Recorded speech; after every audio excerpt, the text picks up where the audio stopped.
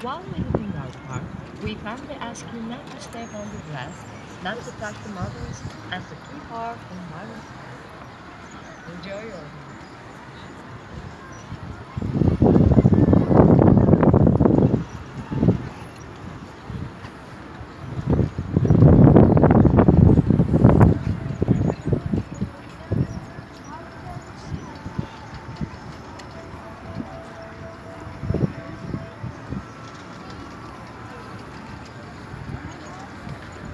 Sen ortaya yolunu şey yap.